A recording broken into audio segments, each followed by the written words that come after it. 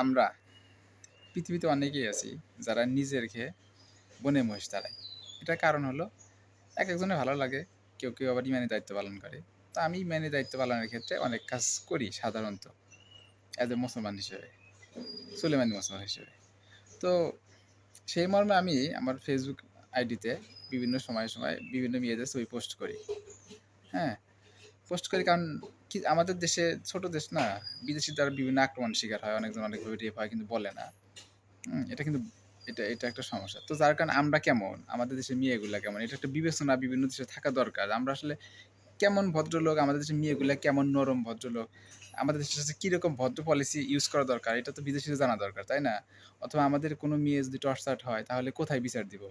যেহেতু মুসলমানদের কোনো আইন নাই পৃথিবীতে।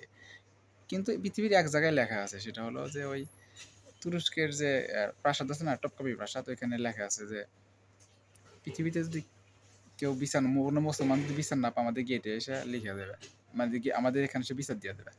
এখন বিচারের মালিক হচ্ছে আল্লাহ পাক, আমার দেওয়া দরকার। আমাদের যেহেতু ছোট দেশ, আমাদের দেশের পলিসি হচ্ছে ভদ্র পলিসি। এদেশের মানুষগুলো ঠান্ডা নরম সরম। তো এইগুলা ফেসবুকে ছবি শেয়ার করার কারণ হলো যে যদি আমাদের দেশের মানুষ টর্চার্ড হয় তাহলে এই টর্চার তুরস্কর গেট পর্যন্ত যায়। হ্যাঁ, কারণ আমাদের দেশে বিদেশিরা আসলে একটা ভদ্র পলিসি যদি ইউজ না করে তাহলে সে বিদেশি অন্যায়। কিন্তু আমরা তো আমাদের তাকে বিচারটা দিতে পারবো, কিন্তু কোথায় দেবো? তো যার কারণে আমি ফেসবুকে মাঝে মাঝে পোস্ট করি যে পোস্ট করলে এটা আমি নিজে বিয়ে করার জন্য পোস্ট করি না। আমাদের দেশের সাথে বিদেশিদের সম্পর্ক কেমন হবে, আমরা কেমন ভদ্রলোক, আমাদের দেশের মেয়েগুলা কেমন ভদ্রলোক, আমাদের দেশের মেয়েদের সাথে অন্য দেশের মেয়েরা এরকম ভদ্র আছে কি না, এগুলা বিবেচনার ক্ষেত্রে আমাদের দেশে কিছু কিছু মেয়েদের ফেসবুক পোস্ট করি। কারণ আমরা যে ভদ্র, আমাদের দেশের মেয়েগুলো যে ভদ্র, অন্য দেশের মেয়েদের থেকেও যে আমাদের দেশের মেয়েগুলো কিছু কিছু ক্ষেত্রে ভদ্র বেশি, সেগুলো আসলে সেই জন্য ফেসবুকে শেয়ার করা হয়।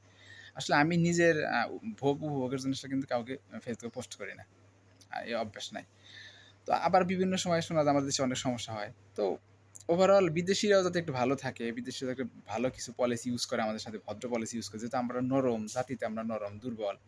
হ্যাঁ, তো আমরা তো আমি এটাও চাই যে আমাদের সাথে একটু একটা একটা সুন্দর সম্পর্ক ব্যালেন্স করবো, সবার সমাজে একটা সুন্দর ব্যালেন্স করব, আমাদের নারীদের সাথে একটা সুন্দর আচরণ করব।